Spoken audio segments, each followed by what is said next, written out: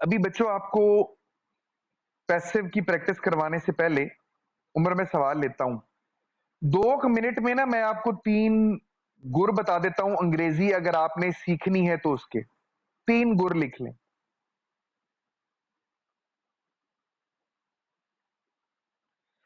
बच्चों पहला गुर इसका ये है कि ट्यूशन पढ़ानी शुरू कर दें अंग्रेजी। पैसे लेके भी हो सकता है, फ्री ऑफ चार्जेस भी हो सकता है, कोई मिल जाए आपस में एक दूसरे को पढ़ाने का कमल भी हो सकता है। पढ़ाएं। जिसको अंग्रेजी सीखने में मसला है वो एक रूल सीखे और फिर आगे सिखाए, रूल सीखे और आगे सिखाए। ये पहला गुर है अंग्रेजी को सीखने का। पहला गुर, पहला शॉर्टकट या कुलिया मैंने आपको ये बताया, 3 बताऊंगा। पहला ये है।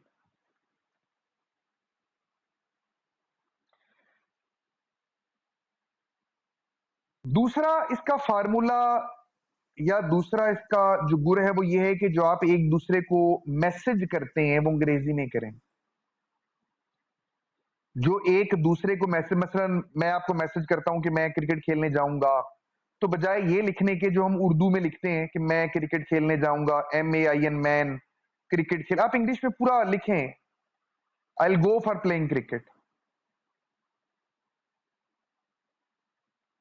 दूसरा चीज ये है, अंग्रेजी को घुसाएं, हर हर जगह जहां घुस सकती है। और ये चैट वगैरह चूंकि हम फॉर्मली कर रहे होते हैं, इसको अंग्रेजी में ले जाएंगे तो आप लाशौरी तौर पर सीखे। गपशप की गपशप, और ये भी आप सीख गए। तीसरे नंबर पर मुतजस्सिस बने। कोई जुमला देखें तो मसलन आप फर्ज करें एडिटोरियल पढ़ रहे हैं, तो एक सेंटेंस पढ़ें तो पहले देखें कि कौन सा टेंस है। टेंस पहचाने खुद ही, कहें अच्छा इसने ये टेंस यूज किया। फिर आगे देखें कि जी ये जेरेंड इस्तेमाल हुआ हुआ है, या ये इंफिनिटिव इस्तेमाल किया है, या ये प्रेजेंट पार्टिसिपल इस्तेमाल किया है, या ये बतौर वर्ब इस्तेमाल किया हुआ है। उर्दू में जब शायर हजरात शेर सीख रहे होते हैं ना, तो उसके लिए एक अमल होता है, उसको तख्ती करना कहते हैं। तख्ती करना, वो एक एक हिस्से को, एक एक टुकड़े को अलग अलग करते हैं और देखते हैं क्या ये वजन पे पूरा है, काफिये पे पूरा है, बहर में है कि नहीं है।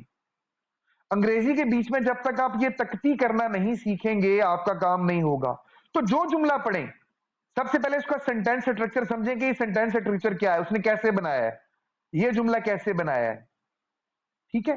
फिर उसके बाद में देखें कि इसके बीच में जो जो लफज इस्तेमाल हुआ है, कौन सा नाउन है, कौन सा प्रोनाउन है, जेरेंड क्या है, वर्ब इसके बीच में क्या है, प्रेपोजिशन इसके बीच में क्या है।